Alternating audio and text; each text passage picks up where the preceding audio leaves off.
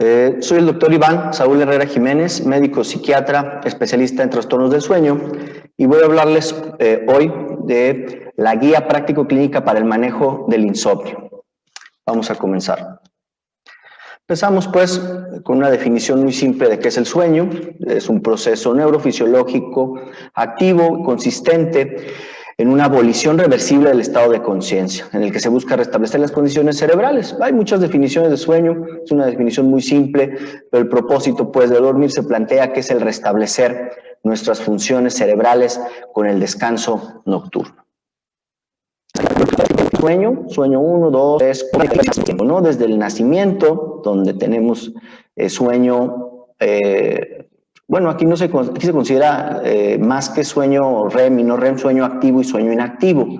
Cuando van madurando el cerebro, empieza ya a diferenciarse en sueño REM y sueño no REM, y el sueño no REM a su vez está subdividido en sueño 1, 2 y 3.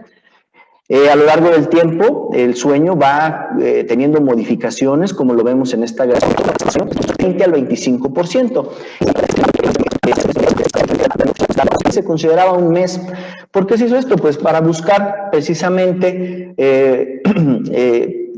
evitar medicar los insomnios agudos, que muchas veces resuelve la causa y terminan por solucionarse a la vez que esto sucede. Sin embargo, a veces la propia medicación era lo que generaba que se mantuviera el problema.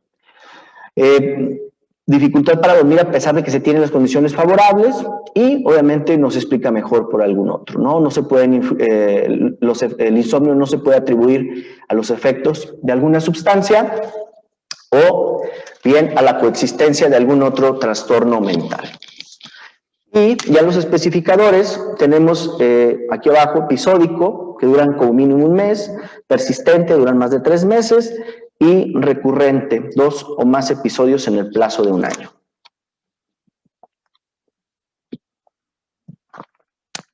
¿Qué viene para el CIE-11? Actualmente las dos clasificaciones que utilizamos en psiquiatría pues son el DSM, el DSM-5 en este caso, y el CIE-10, que es la clasificación internacional de las enfermedades en su 10ª edición. Para el año que entra ya va a estar va a entrar ya el CIE-11, ya de manera formal, y pues realmente encontramos que se homogenizó con respecto al DSM. Antes había algunas diferencias, pero ahora se ha buscado empatar estas clasificaciones para que se preste menos a confusiones a la hora de hacer el abordaje diagnóstico del insomnio, como vemos aquí también resaltado. Debe ser aquí habla el CIE-11 de insomnio de corta duración, que debe ser de menos de 3 meses. Si recuerdan, hace un momento decíamos que para el DSM-5 el insomnio el trastorno por insomnio debe tener al menos 3 meses, más de 3 ocasiones por semana. Cuando una persona declara no poder dormir bien sin sentir trastorno en el día, no se considera que se padezca insomnio. Y esto es curioso, ¿no? Esta acotación que hace el CIE-11. Porque lo que dice es que si una persona argumenta que no duerme bien, pero no tiene manifestaciones diurnas, pues no lo podemos considerar insomnio. Aquí yo creo que se va a prestar a algo de controversia, porque realmente, si bien es cierto, en algunos pacientes hemos visto que a pesar de que aquejan un sueño corto o un sueño inadecuado, no tienen grandes manifestaciones diurnas. Entonces yo creo que esto pues, va a dar para algo de controversia, como lo mencioné. Por otra parte, se menciona el insomnio crónico, que pues, por obvia razón dura más de 3 meses, y pues se habla de las manifestaciones diurnas como una parte importante. El diagnóstico de insomnio solo se debe hacer si este último es objeto de atención médica por sí solo, que es lo que hablábamos hace un momento también para el trastorno por insomnio. Puede haber varios trastornos mentales o médicos que como parte de su cortejo sintomático pueden incluir alteraciones o dificultades para dormir. Y habrá que hacer la diferencia precisamente si estamos ante un insomnio, a un trastorno por insomnio, o bien es secundario a las manifestaciones propias de la enfermedad a la que estemos haciendo referencia.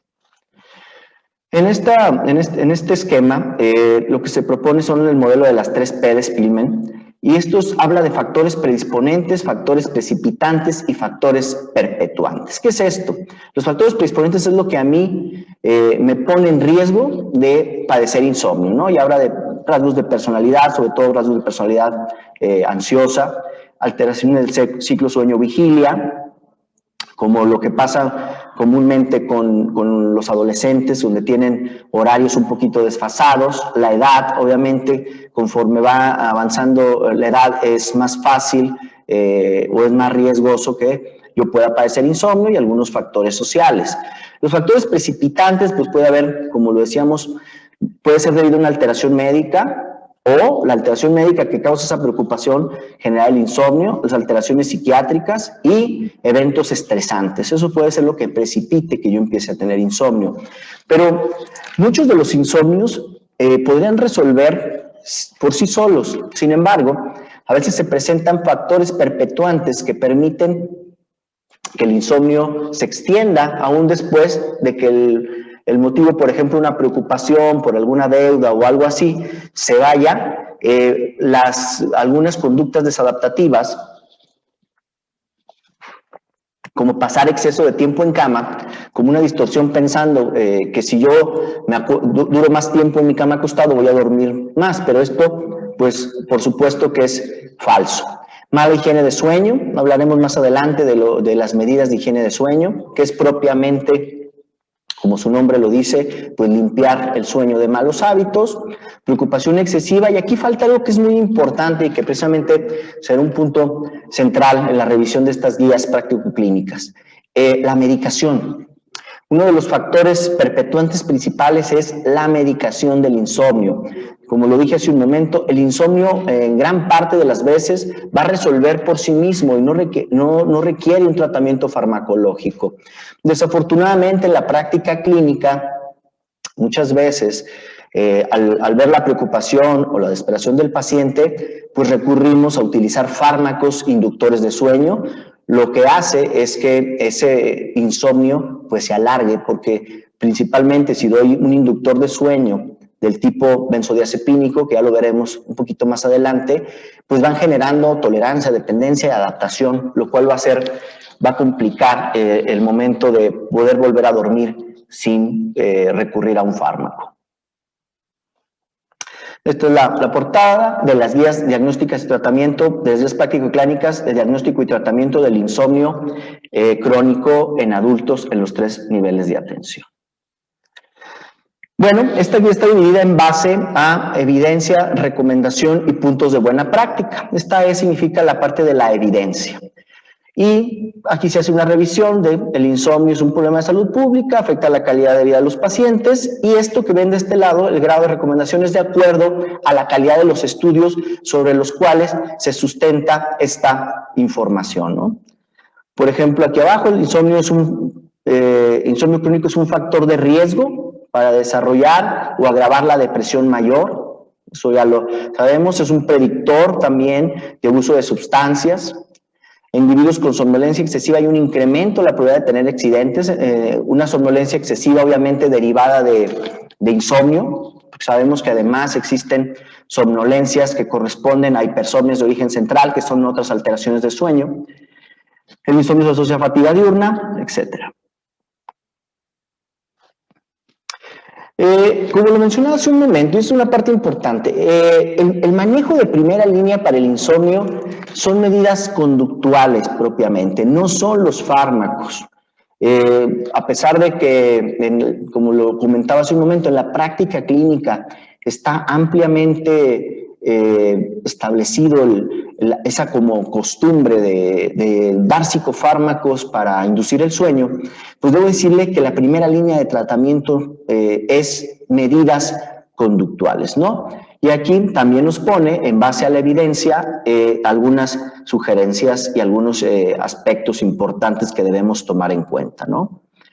Aquí habla, por ejemplo, la educación para la salud en el insomnio dota al paciente pues de herramientas adecuadas para poder dormir. Aquí en este segundo habla de la higiene de sueño, que es una intervención conductual que favorece la práctica de hábitos medioambientales saludables que conducen a disminuir estímulos en nuestros dormitorios o antes de ir a dormir, lo cual es importante. Y ahorita voy a mencionar un poquito más ampliamente las medidas de higiene de sueño, pero son algo de lo muy básico con lo que se inicia en el paciente con insomnio. Muchas veces, de hecho, con adoptar adecuadas medidas de higiene de sueño, vamos a terminar por resolver ese insomnio que está aquejando a nuestro paciente. Aquí lo menciona, no hay evidencia suficiente que muestre que la higiene de sueño por sí sola sea capaz de resolver los cuadros de insomnio crónico. Ojo, esto es del insomnio crónico. Las medidas de higiene de sueño sí pudieran ayudar a resolver un insomnio agudo. Por ejemplo, una persona que tiene durmiendo mal 1 o 2 semanas, a veces hay un factor ahí que es lo que lo impide. En el insomnio crónico sí es más complicado que con las puras medidas de higiene de sueño logremos esto. Sin embargo, sí es importante que se establezcan aún también en los pacientes con insomnio crónico. Se habla también de algunas terapias conductuales en el insomnio que tienen como objetivo modificar patrones conductuales mal adaptativos respecto al sueño, como factores perpetuantes que hablábamos hace un momento, como pasar más tiempo en la cama, hacer muchas cosas en cama, hablar por teléfono, comer, etcétera, pero también a generar algunos cambios cognitivos con respecto a mi dormir. Continuamos acá, las intervenciones psicológicas y conductuales combinadas con receptores agonistas de benzodiazepina han mostrado su eficacia a corto plazo para el tratamiento del insomnio crónico. Ahorita vamos a hablar de los fármacos, ahorita continuamos hablando de estas intervenciones. No hay mucha evidencia sobre la duración del tratamiento psicológico. Las revisiones encontradas se sitúan de 6, 8 y 10 semanas, pero estudios posteriores han demostrado que las sesiones impartidas fue el tratamiento, quincenalmente fue el tratamiento óptimo. Obviamente aquí las intervenciones psicológicas tendrán que adecuarse al paciente. Muchas veces es difícil que nuestros pacientes se adecúen a una terapia semanal. Algunos lo podrán hacer, otros no. Y tenemos que por eso diseñar estrategias individualizadas para cada paciente, ¿no? Se habla de algunas técnicas de relajación muscular progresiva y respiración abdominal que tiene como objeto, bueno, pues disminuir la tensión, pensamientos negativos, etcétera. La relajación muscular progresiva, que es otra técnica que utilizamos, tiene un nivel de recomendación, son indicadas en el tratamiento del insomnio crónico. En este último punto, el objetivo de las terapias psicológicas en el insomnio es identificar, cambiar y analizar creencias, pensamientos y actitudes distorsionadas del paciente. ¿Y qué es esto? En el insomnio es muy frecuente que haya distorsiones cognitivas bastante importantes que generan agravamiento del problema. Por ejemplo, pensar que han perdido el control sobre su sueño, que esa noche van a volver a dormir tan mal como las noches anteriores, nunca voy a poder volver a dormir bien, etcétera. Son algunas de las cogniciones que están presentes en los pacientes con insomnio y que genera obviamente que el problema pueda complicarse de forma más importante. Una de las que tiene mayor evidencia con respecto al insomnio es la terapia cognitivo-conductual, por lo que hablamos precisamente del manejo de estas distorsiones cognitivas, ¿sí? Puede ser combinada con medicamento, como se menciona en este segundo punto. Estas son recomendaciones, evidencia que arroja la Academia Americana de Medicina del Dormir. Igual continuamos con la terapia, que puede utilizarse, como lo decíamos, algunas técnicas de relajación. Intervenciones psicológicas conductuales se recomiendan en el tratamiento del insomnio primario y secundario y no se han reportado efectos secundarios, bueno, por obvias razones. Las terapias incluyen diferentes técnicas, que es parecido a lo que hemos venido mencionando, las intervenciones psicológicas y conductuales también con medicamentos, de las conductuales psicológicas recomendadas para el insomnio con o sin terapia en el manejo del insomnio son técnicas de control de estímulo y la técnica de restricción del tiempo en cama, de las que vamos a hablar un poquito más adelante. Quiero decirles que estas técnicas, cuando se ejecutan de manera adecuada, pues ayudan bastante a resolver el problema del insomnio.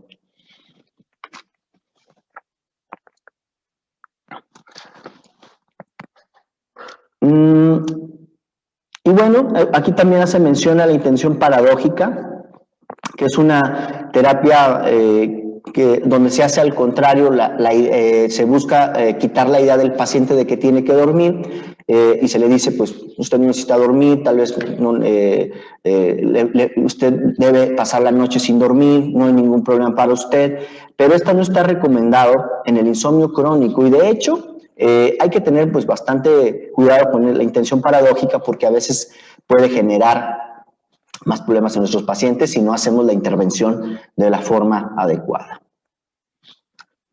Tratamiento farmacológico. Bueno, la mayoría de ustedes, médicos, están más familiarizados precisamente con el tratamiento farmacológico, pero como ya lo mencionaba, pues no es la primera línea de tratamiento en la mayor parte de los casos. Desafortunadamente, cuando ya nos encontramos con el paciente en un segundo nivel o tercer nivel de atención, es complicado porque ya el paciente ha sido multitratado y pues es más difícil poder ajustar un tratamiento para esos pacientes. Por eso es importante que entendamos esta parte del tratamiento farmacológico. Aquí se menciona que forma parte del tratamiento integral del insomnio.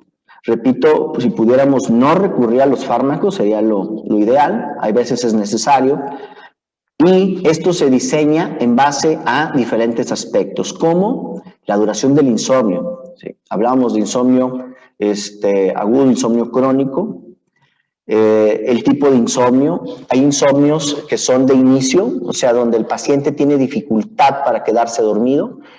Hay insomnios de mantenimiento, donde el paciente tal vez no tenga tanta dificultad para quedarse dormido, pero está despertándose a lo largo de la noche. O existe también el insomnio final o terminal, donde el paciente se duerme con facilidad, duerme ciertas horas de continuo, pero despierta en la madrugada y ya no logra retomar el sueño. O bien un insomnio global, donde pueden existir los diferentes subtipos que acabo de mencionar.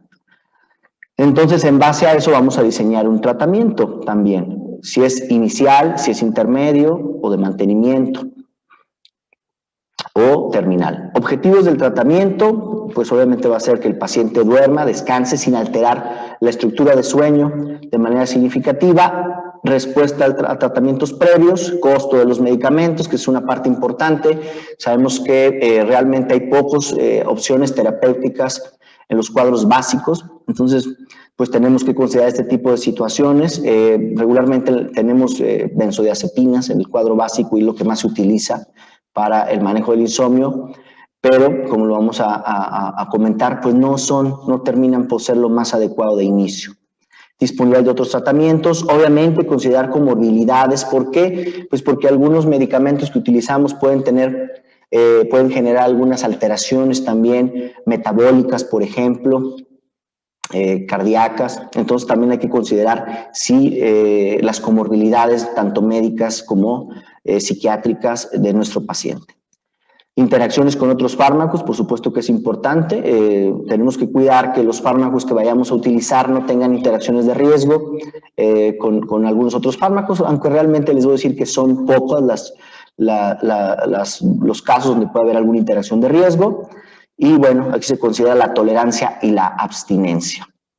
La tolerancia pues es precisamente esta característica donde al paso del tiempo la persona se va adaptando al medicamento. Esto sobre todo pasa con los benzodiazepínicos, se va adaptando al medicamento. Una dosis inicial que se le había dado ya no logra hacer el efecto que inicialmente pudiera hacer y entonces lo que se recurre es aumentar la dosis cada vez más. La abstinencia son las manifestaciones que se dan cuando se interrumpe el consumo de la sustancia y esto pasa frecuentemente cuando se tiene un tiempo tomando un benzodiazepínico y se le deja de dar con la intención de quitárselo, pues no es tan sencillo. Tiene que ser con bastante precaución que hagamos esto, ahorita lo vamos a mencionar.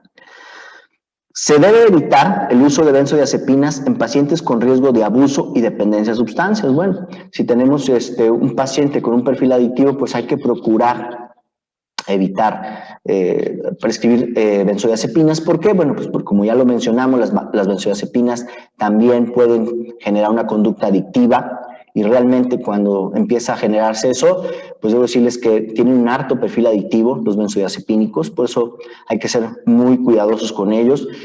No es el propósito, por supuesto, satanizar el uso de benzodiazepinas, ya que son fármacos bastante útiles en el manejo de la ansiedad, pero que deben ser cuidados en cuanto al tiempo y las dosis.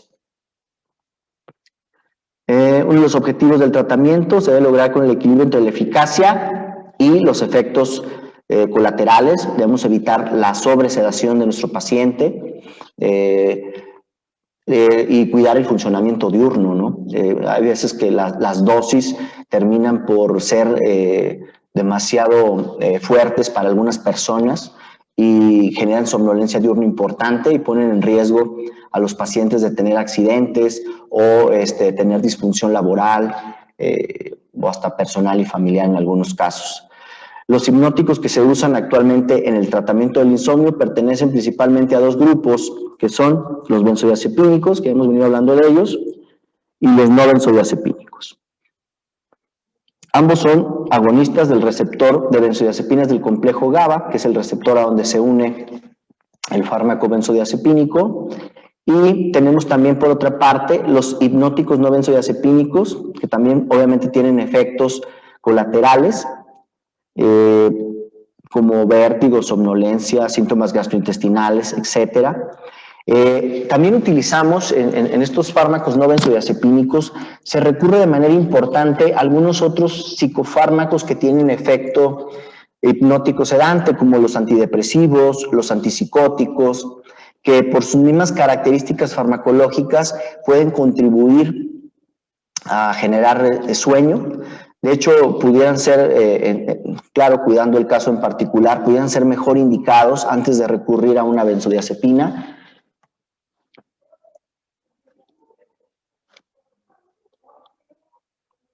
Los que se usan actualmente, bueno, es la misma que habíamos pasado, pero los hipnóticos no benzodiazepínicos son de primera línea o la primera opción del tratamiento del insomnio crónico. Sin embargo, algunos no están disponibles en el cuadro básico del sector salud, y esto es importante porque estos hipnóticos no benzodiazepínicos, como tenemos, por ejemplo, los fármacos Z, como el Zolpidem, pues sí, no están en el cuadro clínico y además son fármacos pues, que comprados tienen un costo pues, relativamente elevado. Recientemente han salido ya algunos genéricos del Zolpidem que pudieran ser un poco más accesibles para algunas personas, pero por supuesto que para buena parte de la población pues sí quedan fuera del alcance por el costo. Entonces, a pesar de que son recomendados, más que los benzodiazepínicos, pues sí, a veces no es tan fácil que el paciente pueda acceder a ellos. El algoritmo para el diagnóstico nos plantea un paciente que acude a consulta con dificultad para dormir en la noche, ¿sí?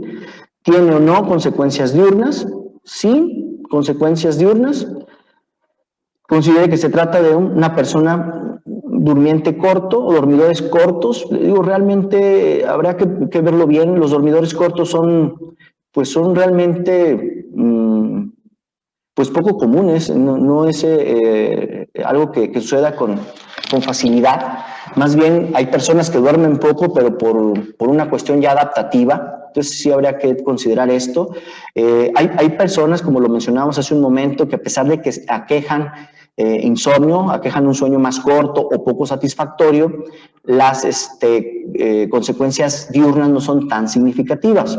Pero bueno, si las tiene, tenemos que abordarlo de manera importante, hacer un historial clínico completo. Se pueden utilizar algunas herramientas de evaluación, como el índice de calidad de sueño de Pittsburgh, que lo menciona aquí, el índice de severidad de insomnio, la escala de somnolencia de Epworth, que son escalas realmente sencillas de realizar. A veces sabemos que por la carga que tienen los médicos en primer nivel, es difícil poder aplicar estas escalas, pero verdaderamente si se pueden hacer, pues son bastante útiles, nos ayudan como a identificar algunos aspectos de algún paciente que pueda estar presentando alguna alteración en el dormir. Obviamente hay que valorar enfermedades crónicas, uso de medicamentos, una historia clínica psiquiátrica. Y ya de aquí, pues determinar el tipo de insomnio, ¿no? El insomnio asociado a otro trastorno del sueño, a trastornos psiquiátricos, a enfermedad médica, a medicamentos o sustancias, o insomnio primario, que era como les mencioné hace un momento, que ahora ya se denomina trastorno por insomnio. Aquí se habla en el insomnio asociado a otro trastorno del sueño, la realización de la polisomnografía. Y esto es importante. La polisomnografía es a lo que le llaman mucha gente los estudios de sueño. Digo, obviamente no es el único estudio que se puede hacer. Ahorita contamos con algunos dispositivos portátiles que pueden realizar algunas evaluaciones del dormir en el paciente, sobre todo en los trastornos respiratorios. La realización de la polisomnografía pues es compleja, tiene que ser por alguien que esté entrenado. No en todos los hospitales se tiene un polisomnógrafo. Son estudios que por la práctica privada pues son costosos. Entonces, sí habrá que tomar con reserva el realizar o no la polisomnografía. Aquí de hecho lo menciona solo cuando hay algún otro trastorno que pueda estar asociado. El insomnio en sí no es una indicación para realizar una polisomnografía, porque si lo único que ustedes están buscando es valorar a un paciente con insomnio y hacerle una polisomnografía, pues lo que va a arrojar la polisomnografía es que al igual que como ya lo venía reportando el paciente, pues que está durmiendo poco. Es lo que va a arrojar la polisomnografía. Hay algunos casos específicos que debo mencionarles.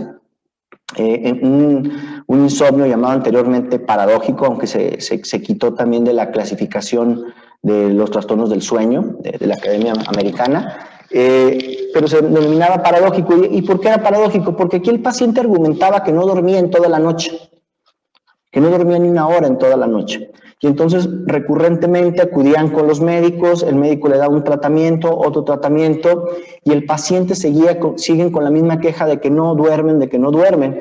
Hay veces que cuando se cuenta con el compañero o compañera de cama, argumenta que sí duermen, que hasta los escucha a veces roncando, ¿no?, en un lado, pero el paciente argumenta que no está durmiendo. Ese es el insomnio paradójico. Muchas veces ahí cuando vemos pacientes muy resistentes a tratamiento, que dimos varias líneas de tratamiento, claro, bien dirigidos a dosis adecuadas, pues pudiera entonces sí sugerirse la realización de una polisomnografía, pero realmente las dejamos para ese tipo de casos específicos. Un insomnio común no requeriría la realización de una polisomnografía. Aquí vemos el algoritmo de tratamiento. El insomnio crónico, pues el primario o comórbido con otros trastornos del sueño, que dijimos que este primario es el trastorno por insomnio, o sea que no está relacionado a otra causa. El insomnio comórbido, obviamente, pues hay que tratar las causas, ¿no? En este hay que dar un tratamiento para el trastorno del sueño. Si mejora, ahí terminamos. Si no mejora, hay que dar un tratamiento combinado que incluye tratamiento psicológico o conductual y tal vez tratamiento farmacológico. De igual manera, cuando hablamos con insomnio comórbido, pues hay que optimizar el tratamiento para la condición comórbida que pueda ser esta, ¿no? No mejora, pues recurrimos otra vez al tratamiento.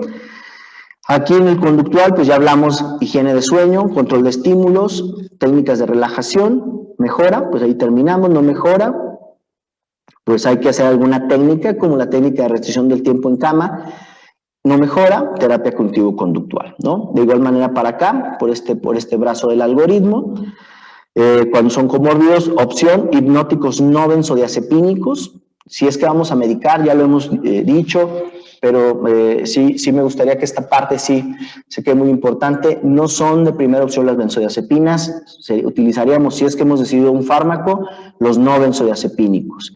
Si vemos entonces que no hay manera de con un fármaco no benzodiazepínico poderlo hacer, podemos considerar esto, pero regularmente los insomnios crónicos pues tienen que ser referidos a segundo nivel para que sean manejados por un especialista, ya sea un psiquiatra. Bueno, si se cuenta con un especialista en sueño, pues mejor, pero si no, para que el psiquiatra pueda manejar ese trastorno y evitar iniciar nosotros terapia con fármacos benzodiazepínicos.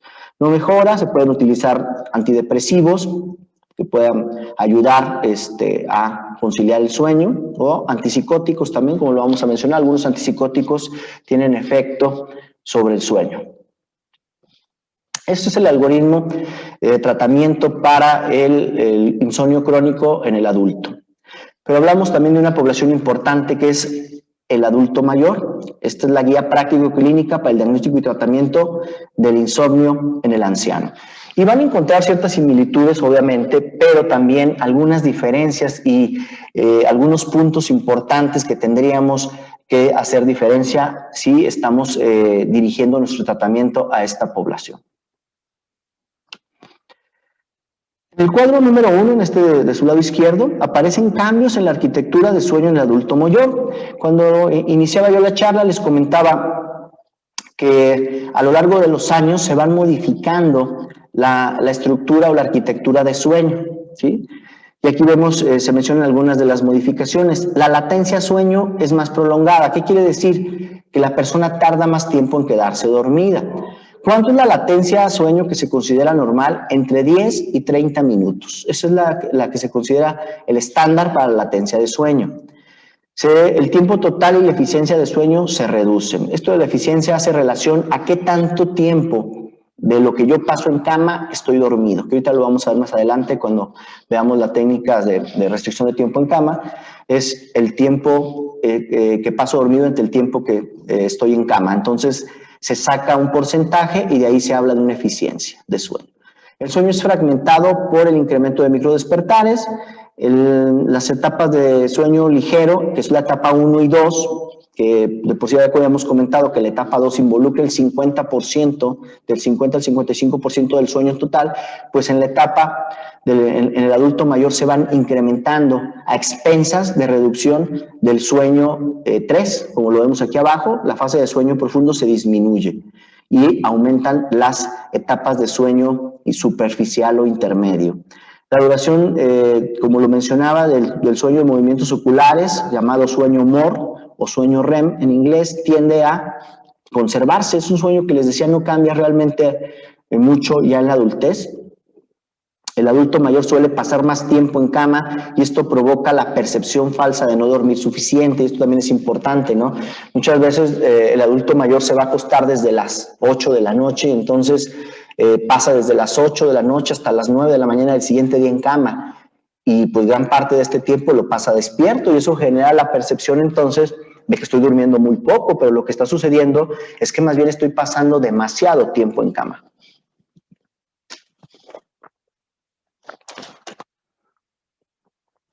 Obviamente hay cambios fisiológicos en el ritmo circadiano, la secreción de melatonina, que es una hormona que se secreta cuando empieza a oscurecer, empieza a tener una menor secreción y a veces toman siestas durante el día, ¿no?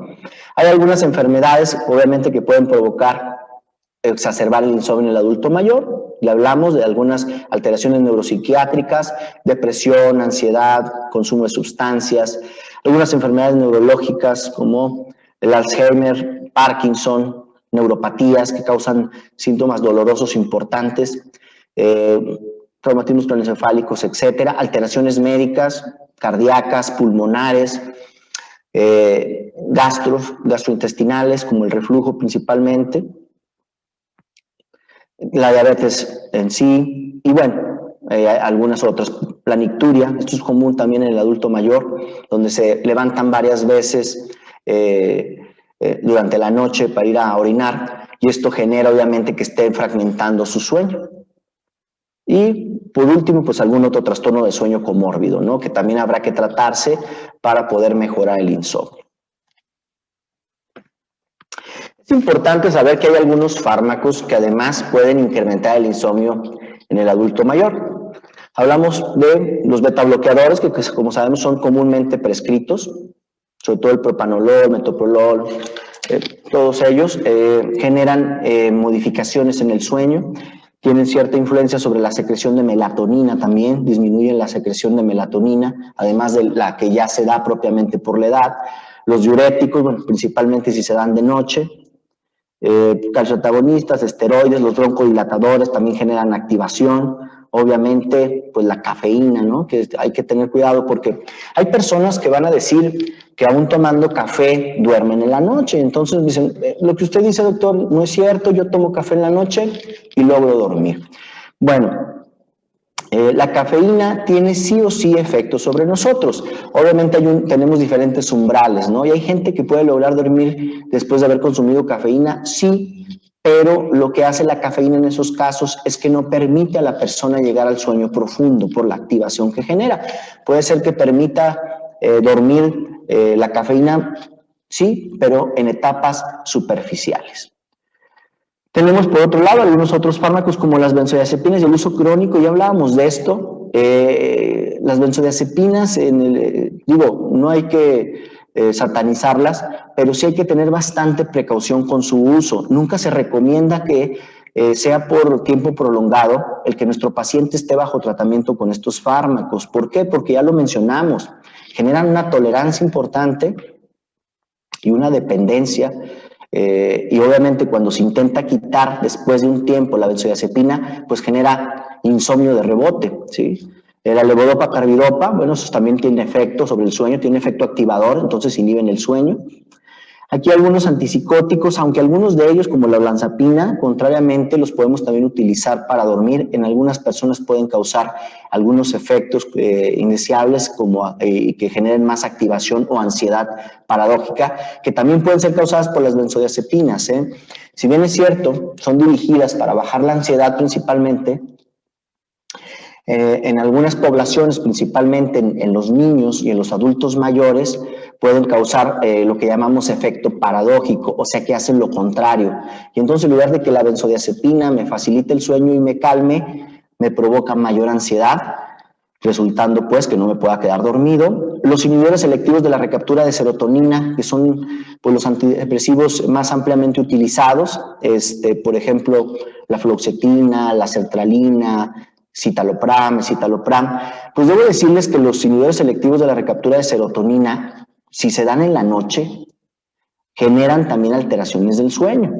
Entonces hay que tener precaución de indicarlos regularmente por la mañana. Si se indican por la mañana, por el contrario, pueden tener para en la noche un efecto benéfico para el dormir de nuestro paciente. ¿En qué sentido? Bueno, la melatonina se sintetiza a partir de la serotonina. Entonces, si tenemos un buen tono serotoninérgico, o sea, una adecuada serotonina en nuestro sistema nervioso por el fármaco, pues puede facilitar el sueño de nuestros pacientes. Los tricíclicos, de hecho, algunos tricíclicos los utilizamos para inducir sueño, pero bueno, pueden tener algún otro efecto que no permita descansar. El metilfenidato y el modafinilo, pues estos son psicoestimulantes que por obvias razones pues no se deberían o no se pueden dar por la noche. El modafinilo en específico, aunque bueno, también el metilfenidato tiene liberaciones prolongadas o controladas y pueden durar más tiempo, entonces hay que tener precaución con el horario en el que se utiliza.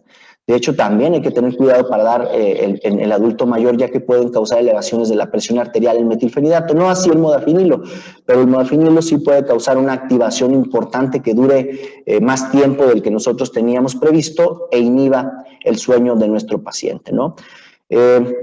Fármacos con efecto anticolinérgico, como la metoclopramida, que es ampliamente utilizada también, fenitoína o algunas quimioterapias. Aquí tenemos el algoritmo para el manejo del insomnio en el adulto mayor, el abordaje diagnóstico. ¿Tiene problemas para conciliar el sueño? De igual manera como lo veíamos con el otro. No es muy importante, medidas de higiene de sueño y con eso pudiera mejorar. Sí, entonces hay que ver, aquí si se fijan, intencionadamente causas secundarias. Entonces aquí se busca causas ambientales, causas médicas, enfermedades neuropsiquiátricas, fármacos, otros trastornos primarios del sueño. Sabemos que nuestros adultos mayores, un gran porcentaje pues tiene padecimientos cardíacos, hipertensión arterial, diabetes y obviamente tienen a veces polifarmacia. Entonces hay que considerar ese tipo de cosas para empezar a diseñar el mejor tratamiento para ese insomnio, ¿no? Aquí de manera muy directa menciona tratar de corregir las causas secundarias o contribuyentes y ajustar la polifarmacia. Pues sabemos que a veces eso no es posible porque pues debido a las enfermedades el paciente tiene que tomar varios medicamentos y sería irresponsable de nosotros suspender tal o cual medicamento que le está dando otro especialista con la intención nada más de que el paciente duerma bien. Más bien lo que tenemos que hacer es adaptarnos precisamente a ese esquema de tratamiento que pueda tener nuestro paciente adulto mayor. De igual manera, solo se indica la polisomnografía cuando se piensa que hay otro trastorno de sueño primario comórbido que pueda estar generando ese problema, ¿no? Aquí aparece el síndrome de piernas inquietas y debo decirles que esto genera mucha confusión.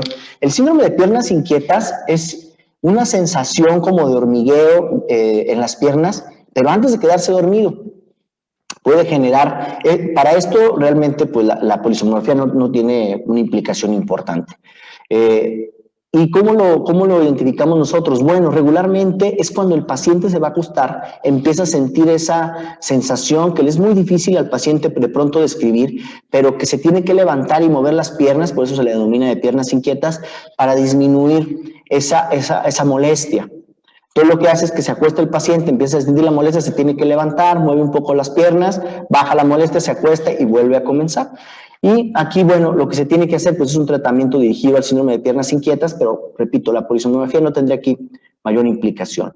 En el de movimiento periódico de las extremidades, en este sí, y este consiste en que la persona estando dormida tiene activación muscular, sobre todo de los miembros inferiores, aunque también pasa que los puede tener en los miembros superiores, ¿no? Entonces, por eso aquí sí se realiza la polisomnografía, donde entre las diferentes cuestiones que se valoran en la polisomnografía, se valora la actividad muscular, ponemos electrodos en las regiones tibiales, a veces en los brazos, cuando sospechamos que también se está presentando el movimiento en los brazos, y ahí vemos cómo se está dando este movimiento periódico de las extremidades, que puede causar fragmentación del sueño y por eso generar la sensación de un sueño poco reparador.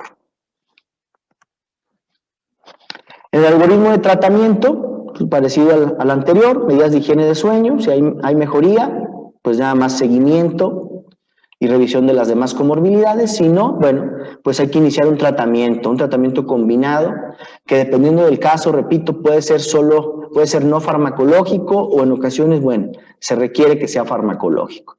Aquí se valora si existe depresión. También sabemos que en el adulto mayor es frecuente que se presente depresión o ansiedad. Y bueno, se sugiere, si hay depresión además del problema para dormir, pues que se utilice un antidepresivo con características sedantes, habla aquí, más bien hipnóticas serían, sobre el sueño, para que nos facilite el dormir sin afectar tanto la estructura del sueño. Si hay mejoría, bueno, pues nada más vigilamos. Si no hay mejoría, pues entonces se pudiera pensar como una terapia de segunda o hasta tercera línea, iniciar una benzodiazepina, ¿sí? Si hay mejoría, pues hay que tener vigilancia y buscar lo antes posible terminar el tratamiento con ese fármaco. Tratamiento farmacológico, si no hay mejoría, pues hay un tratamiento farmacológico combinado y revalorar el caso, ¿no? Acá de igual manera, el tratamiento no farmacológico, lo primero que tenemos que hacer es las medidas de higiene de sueño, es algo básico y no importa si estamos hablando de insomnio crónico, de insomnio agudo, de insomnio en el adulto mayor, de insomnio en el adulto joven, de insomnio en el niño, siempre hay que prescribir como de manera básica las medidas de higiene de sueño. Puede ser que si no es suficiente, como ya lo mencionaba en el insomnio crónico principalmente, pues se requiera pues alguna terapia cognitivo-conductual, técnicas de relajación, algunas técnicas conductuales como control de estímulos, restricción del tiempo en cama y la terapia con uso, la terapia lumínica, que realmente pues sí utilizamos poco en México. En cuanto al tratamiento farmacológico del insomnio en los ancianos, tenemos pues la farmacoterapia en los ancianos se puede ser complicada por los cambios tanto en la farmacocinética como en la farmacodinámica asociados a la edad. Y esto es bien importante. No podemos pensar que un fármaco que tiene cierto efecto en un adulto joven, un adulto mediano, pues vaya a tener el mismo efecto en el adulto mayor. Tenemos que considerar variables que son importantes desde la dosis del medicamento, las comorbilidades, si está tomando otro medicamento, pero también considerar la variable de la edad, donde algunas cuestiones van a estar modificadas y van a, por ejemplo, hacer más lento el metabolismo del fármaco o la eliminación del fármaco. Se debe utilizar la regla general en geriatría para el inicio de la terapia farmacológica en el insomnio. Los fármacos deberán tener un inicio con dosis baja seguido de un ajuste gradual de las dosis. Y esto es muy importante, ya lo he repetido, hay que utilizar, sobre todo en el adulto mayor, dosis aún menores de las que utilizamos en el adulto joven o en el adulto mediano, y de ahí ir regulando la dosis. Es preferible empezar con una dosis baja que pueda no ser suficiente y después ajustarla, que empezar con una dosis alta, generar sedación en nuestro adulto mayor y ponerlo en riesgo de caída. 6 principios básicos que caracterizan la farmacoterapia racional para el manejo del insomnio agudo menor a 4 semanas. Ya hablábamos que puede ser hasta menor de 3 meses. Identificar algún factor desencadenante y tratarlo si es posible. Usar la mínima dosis posible. Uso de dosis intermitentes, 2 a 4 veces por semana, o sea, se sugiere no darlo diario. Corto tiempo de prescripción. Cuando hablamos de corto tiempo, aquí se menciona que no sea mayor de 3 a 4 semanas, aunque en algunos casos sí va a ser complicado que en 3 a 4 semanas acabemos el tratamiento, pero sí la recomendación amplia es que no excedamos los 3 meses de tratamiento con fármacos en pacientes adultos mayores y sobre todo si esta familia de fármacos es de benzodiazepínicos. Entonces, continuación gradual del fármaco para evitar el insomnio de rebote, que esto es muy importante. El fármaco no se quita de pronto, se tiene que ir haciendo reducciones graduales para evitar la abstinencia y un insomnio de rebote. Los fármacos con un tiempo de eliminación más corto son preferibles para evitar los efectos de sedación diurna, ya lo hemos mencionado también. Estos cambios en las variables de metabolismo y eliminación del fármaco en el adulto mayor pudiera hacer que se extendiera el efecto del fármaco y entonces generar somnolencia diurna. El fármaco hipnótico ideal pues debe tener características para el adulto mayor: rápido inicio y rápida eliminación, que facilite el sueño, restablecer la calidad de sueño, que sabemos que una vez que metemos un fármaco, pues de todas maneras todos los fármacos prácticamente, o la gran mayoría de ellos, tienen efecto sobre el sueño.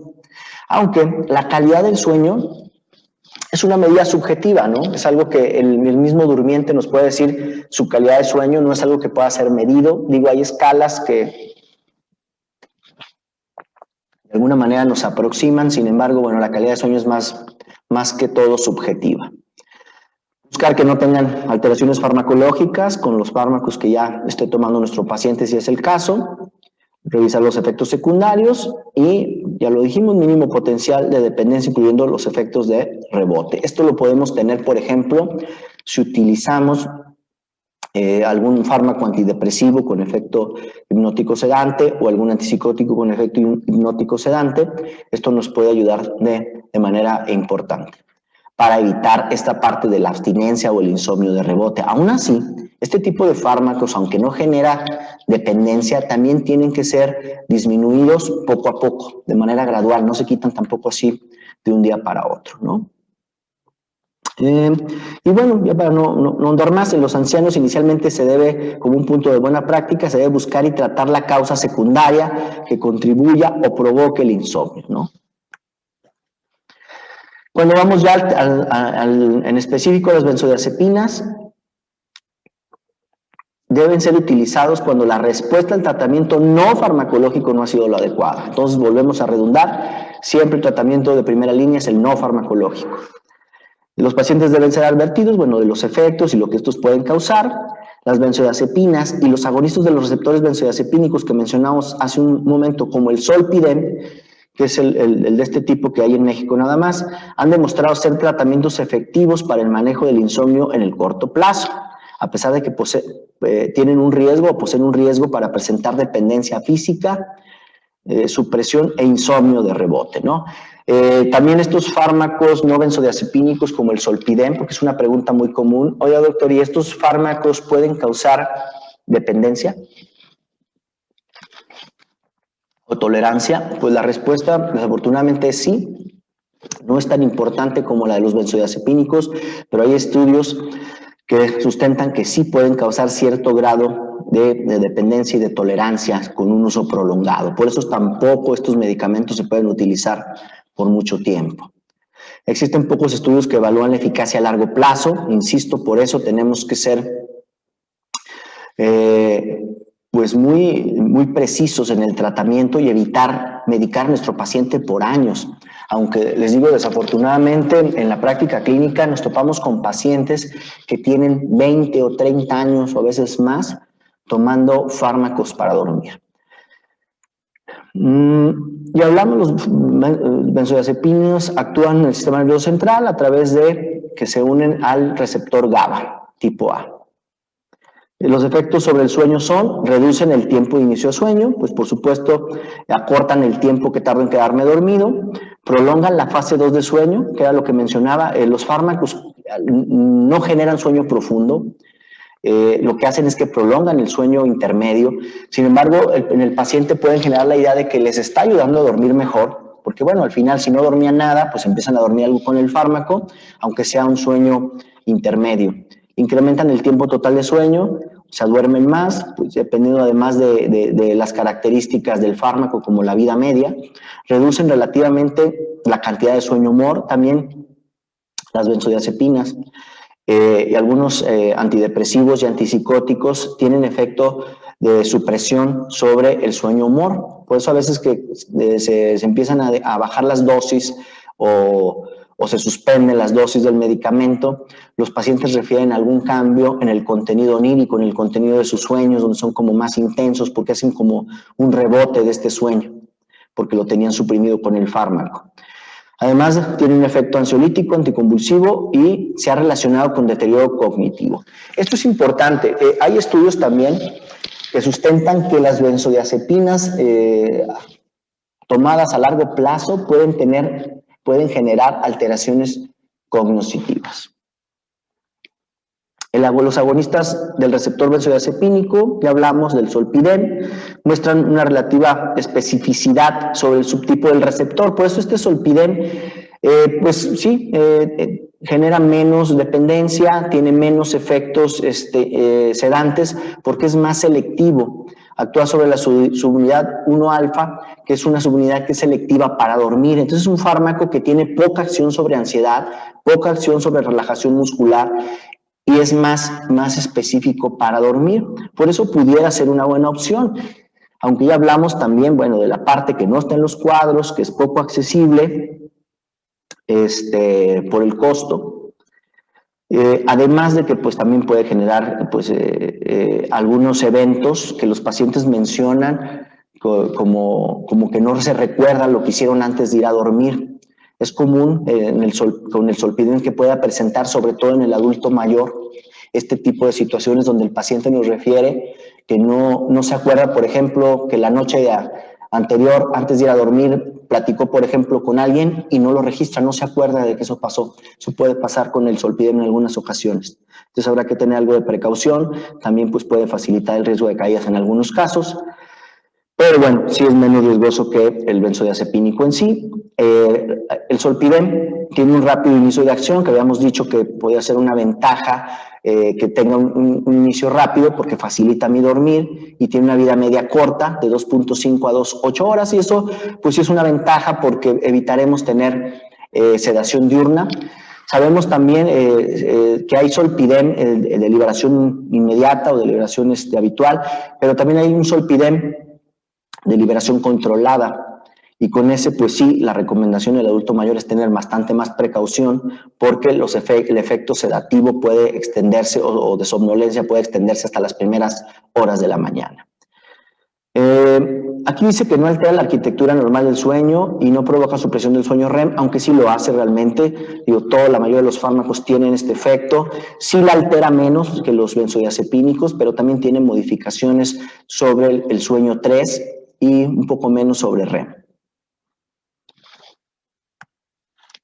Muy bien, hasta aquí es la parte del manejo farmacológico en el adulto mayor. Aquí vamos a empezar a hablar ahora de las medidas que hemos venido mencionando, que están en los dos algoritmos de tratamiento, que son las medidas conductuales para el manejo del insomnio.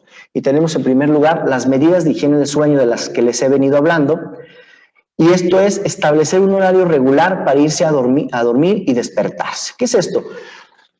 Tiene que ser la misma hora en que yo me acueste la mayor parte de los días. Muchas veces vemos en nuestros pacientes que nos dicen, pues yo me acuesto entre las 9 y las 11. A veces a las 9, a veces a las 9:30, 10, 11, a veces a las 11:30, pero más o menos en ese rango, doctor. Pues no, tenemos que tener una disciplina con respecto al horario para ir a acostarnos. Eso facilita o genera un condicionamiento para que nuestro sueño llegue de manera más fácil. Entonces hay que tener un horario fijo para acostarse y levantarse.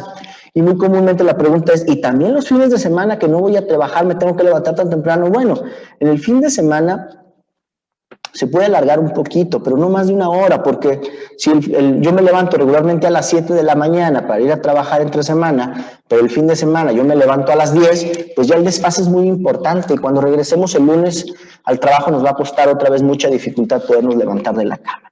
Si se tiene la costumbre de tomar siestas en el día, estas no deben exceder los 35 minutos, ¿sí? El sueño diurno no es tan reparador como el sueño nocturno. Vemos que muchas personas que son malos dormidores pretenden recuperar el sueño nocturno que no tuvieron durante el día, pero esto lo que hace es ahondar el problema.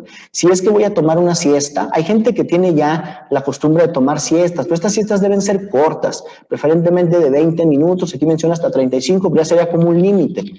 Lo recomendable es que sean siestas de alrededor de 20 minutos que producen descanso, se sienten reparados y no va a afectar de manera importante el sueño nocturno. Evitar la ingestión de alcohol en las 4 horas antes de acostarse y no fumar. Pues hay el mito de que el alcohol facilita el sueño. Pues sí, puede ser que pueda facilitar que me quede dormido, pero en la segunda fase el alcohol va a generar fragmentación de mi sueño. Evitar la cafeína hasta 6 horas antes de acostarse, aún esos cafés descafeinados, porque mucha gente hace la pregunta de, ¿y entonces descafeinado sí puedo tomar? Pues no, porque el descafeinado, aunque en el nombre lo lleva, el descafeinado, aunque también tiene, aunque sea muy poquita cafeína, pero sí tiene. Y en algunas personas muy sensibles a la cafeína, pues sí puede generar alteraciones del sueño, ¿no? Ya dijimos, puede ser que sí se queden dormidos, pero en etapas superficiales o intermedias y el sueño no va a ser reparador. Evitar alimentos picantes o azucarados, hacer ejercicio regularmente, pero no justo antes de acostarse. Y esto es importante porque mucha gente tiene el hábito de hacer ejercicio ya por la noche, con la idea de que el ejercicio los cansa y entonces van a dormir más fácil. Pues esto no es del todo cierto. El ejercicio en la noche no es recomendable.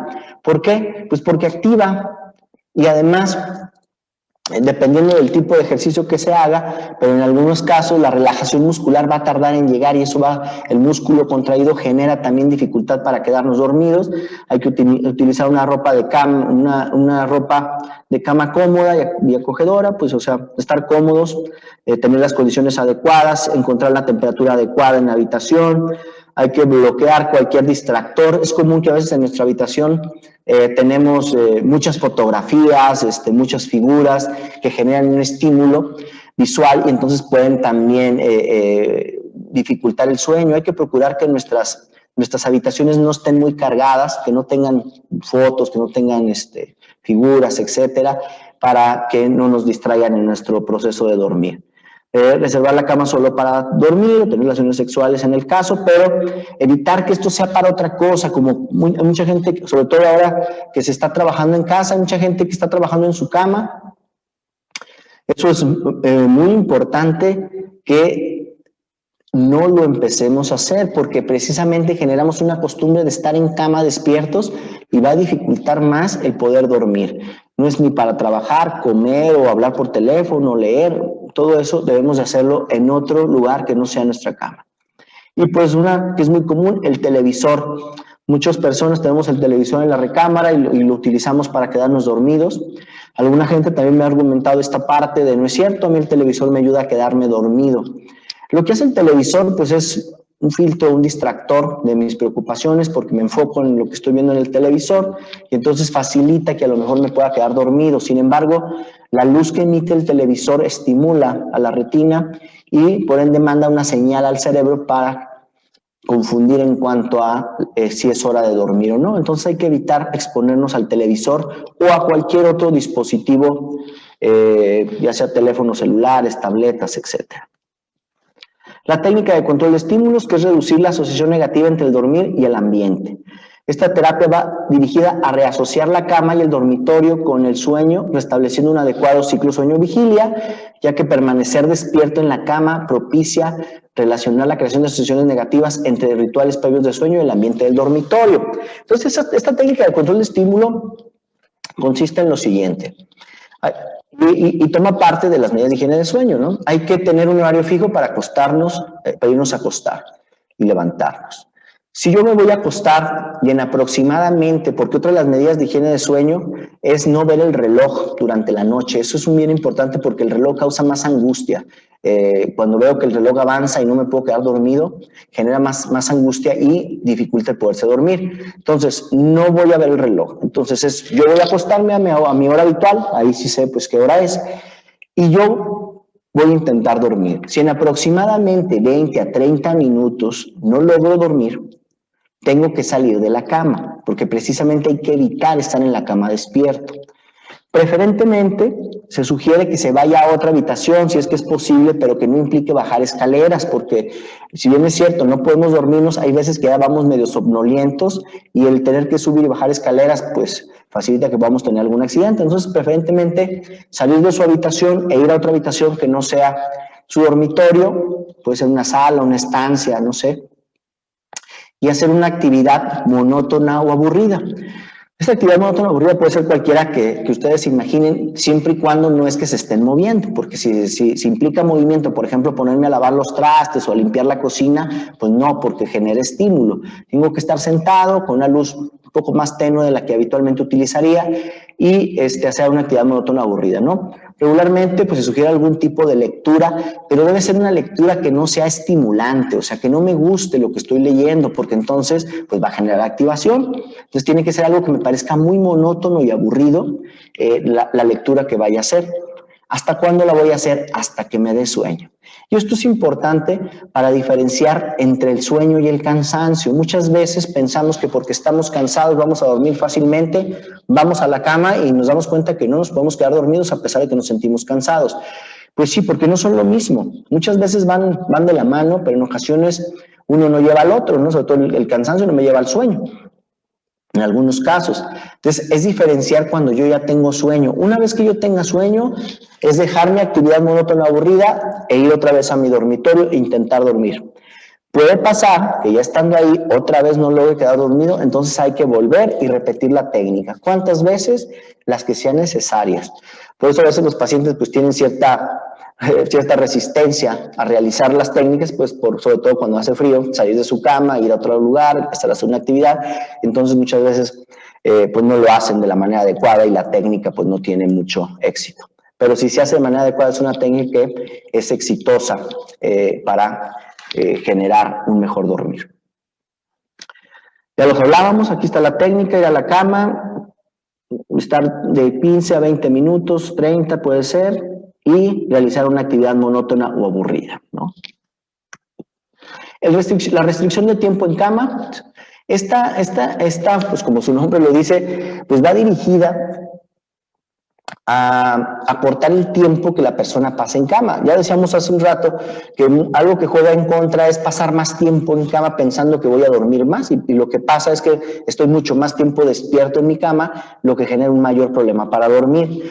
Entonces sacamos la eficiencia de sueño. Si un paciente del tiempo que está en cama duerme solamente 5 horas, entonces nuestra eficiencia de 10 horas que estoy en cama, nuestra eficiencia es del 50%, ¿no? O sea, la mitad del tiempo que estoy en cama estoy dormido. Vamos a decir, si yo estoy 8 horas en cama, de esas 8 horas nomás dormí 4. Entonces, ¿cuánto es mi eficiencia? 50%. Y bueno, si de las 5 horas que estoy en cama, las 5 horas duermo, pues mi eficiencia es del 100%. Y esto es lo que buscamos con esta técnica del control de estímulos. Y lo hacemos en base a cuánto duerme el paciente. Pues si tenemos, por ejemplo, un paciente que dice, pues mire, yo me duro acostado 8 horas, pero de esas 8 horas solamente pues duermo como 5. Entonces lo que hacemos es que quitamos el tiempo excedente, ¿sí? En el primer tiempo. Entonces, ¿sabe qué? Nada más va a pasar ya 5 horas en cama. Y se puede ir acortando. Se menciona que puede ser hasta 4. Ya menos de eso no se recomienda. Ya menos de 4 horas reducir el tiempo en cama no se recomienda. Entonces, entre 5 o 4 horas como mínimo para que entonces buscar que el tiempo que la persona esté en cama sea el tiempo que pasa dormido. Y van a decir, bueno, sí, pero 5 horas son insuficientes, sí. Entonces, lo que vamos haciendo en esta técnica es ir valorando al paciente y si nos dice, mire, pues ya la mayor parte del tiempo, casi todo el tiempo que estuve dormido, estuve en cama, perdón, estuve dormido. Ok, entonces se hacen incrementos del tiempo en cama de aproximadamente 15 minutos semanales. Claro, puede variar, adecuarse en específico al paciente. Regularmente se aconseja que sean semanales, alrededor de 15 a 20 minutos es lo que vamos recorriendo. Cada vez que vamos ganando eficiencia, si empezamos a perder eficiencia, pues otra vez vamos hacia abajo. Digo, también es una técnica bastante efectiva cuando se ejecuta de la mejor manera, ¿no?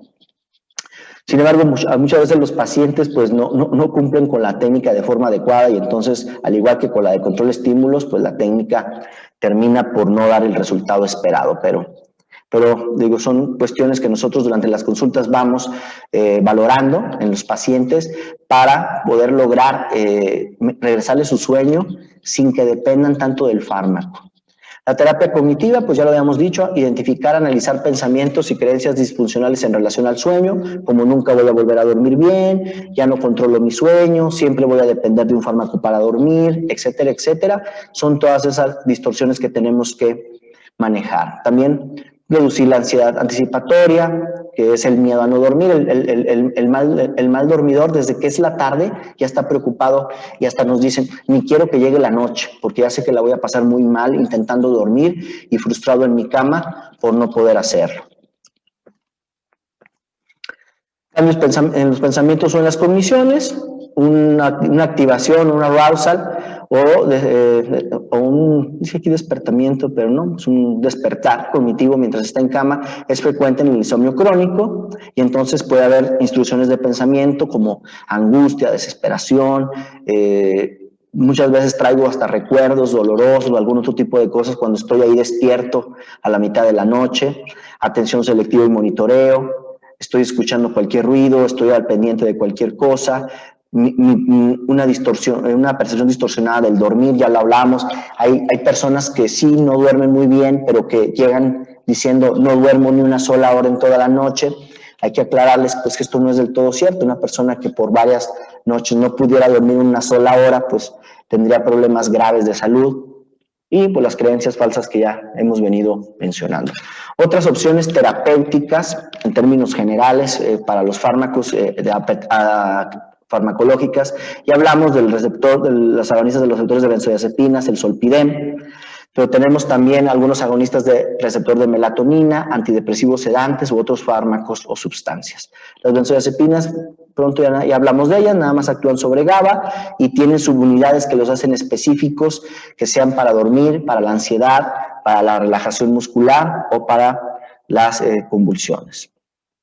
Estos son algunos de los más usados, estos que tengo resaltados son los que con los que contamos en México. El Triazolam, que es un fármaco que sí está indicado o sí está reconocido por la FDA para el manejo del insomnio. Es de los pocos que está reconocido para manejo del insomnio. Tiene una vida media corta. Este es indicado sobre todo para insomnios de inicio, o sea, cuando la persona únicamente batalla para quedarse dormida pero no tiene despertares posteriores, pues pudiera ser una opción si es que hemos decidido ir por un fármaco. Y acá vienen los de vida media intermedia, así los clasificamos, corta, intermedia y larga. De estos el Alprazolam, que tiene pues varios nombres, sobre todo el Tafil, que es muy conocido y que hasta le dicen con cariño el tafilito, pues no tiene indicación para dormir, y además dura poco el efecto, dura alrededor de 4 a 6 horas el efecto del alprazolam. Entonces, si yo se lo doy a una persona que está durmiendo mal, puede ser que le facilite el sueño, pero después empiezan los despertares cuando va avanzando la noche.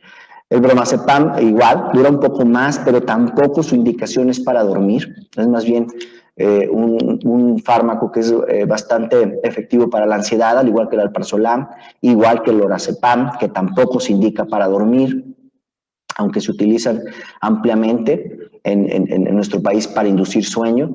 El estazolam o tazedan, este sí, al igual que el triazolam, son los dos fármacos que hay en México que sí tienen indicación por la FDA para inducir sueño. ¿Por qué? Porque son un poquito más específicos por las subunidades alfa-1 que pueden generar únicamente sueño, aunque también tienen efectos de otro tipo como la familia benzodiazepínica, aunque en menor medida. Entonces, no solamente el tazedano, estazolam y el triazolam o alción son los dos únicos fármacos benzodiazepínicos en México que tienen indicación por la FDA para insomnio. No el clonazepam, no el diazepam tampoco, que son de vida media más larga y que además, como ya lo dijimos, en nuestra población de adultos mayores pueden incrementar el riesgo de caída, de sedación diurna. Disminuyen el tiempo de latencia en sueño las benzodiazepinas, disminuyen la duración, aumentan la duración del sueño si son de vida media larga, pero ya lo dijimos, disminuyen la fase 3 de sueño. Sus efectos secundarios, sedación, alteraciones psicomotoras, depresión respiratoria dependiendo de las dosis, el efecto de tolerancia, efectos de discontinuación cuando es de manera abrupta y el abuso, que también es común. Muchas veces vemos que nuestros pacientes por su parte empiezan a tomar el fármaco y van escalando las dosis hasta dosis que son bastante riesgosas. He tenido pacientes que toman hasta 3, 4 tabletas, por ejemplo, de clonazepam para lograr inducir el sueño. Los efectos adversos, riesgo de mareo, cefalea, amnesia retrógrada, riesgo de dependencia, ya lo hablamos que es muy importante, riesgo de caída sobre todo en ancianos e insomnio de rebote. Los agonistas de los benzodiazepínicos que también ya mencionamos en las guías, sobre todo el solpidem, estos dos no los encontramos en México, de 5 a 10 miligramos, vienen en tabletas y se pueden pues fraccionar. Regularmente tenemos que también considerar el género de nuestro paciente porque parece que estos agonistas benzodiazepínicos tienen bastante más efecto en las mujeres que en los varones, entonces tenemos que tener cuidado con esa parte, ¿no? Y el solpidem de liberación prolongada, que pues dura bastante más, entonces hay que tener precaución. Efectos adversos y seguridad de los hipnóticos Z, ¿no? Los fármacos Z. Son más frecuentes con los fármacos de vida media prolongada y a mayores dosis, tienen un margen terapéutico amplio, sí son algo más seguros que los benzodiazepínicos, aunque ya hablamos de algunos efectos que se pueden presentar, al igual que los otros, cefalea, mareo, sedación diurna, amnesia anterógrada, como lo mencionábamos, e insomnio de rebote. También mencionábamos que se ha preguntado si pueden generar tolerancia y dependencia, pues son controversiales, pero al parecer sí pudieran generar, no igual que los benzodiazepínicos, pero sí pudieran generar algo de tolerancia y ciertamente algo de dependencia. La amitriptilina es un fármaco, es un antidepresivo tricíclico que utilizamos para generar sueño. Y bueno, puede ser una opción pues factible siempre y cuando no haya una contraindicación para darlo, como alguna cardiopatía. Ahí sí tendremos que tener reserva para dar la amitriptilina. Son también medicamentos que en dosis altas son riesgosos, entonces habrá que tener cuidado. Esta dosis recomendada es más bien una dosis antidepresiva. La dosis recomendada de amitriptilina regularmente son de 25 a 12.5 miligramos para inducir sueño. La mirtazapina es un antidepresivo también, que tiene efectos sobre el bloqueo de histamina, por eso genera sueño, y sobre el 2A, que también es un receptor serotoninérgico que está involucrado en la parte del sueño. Entonces, pues es un fármaco que también puede utilizarse con bastante factibilidad. Sin embargo, hay que tener cuidado también por esta cuestión de los receptores de histamina, donde pues pueden generar incremento de peso importante en nuestro paciente, entonces hay que estar vigilando esa situación, ¿no? Aumentan el tiempo total de sueño y pues disminuyen la latencia a sueño. La oxepina es otro antidepresivo, ¿sí?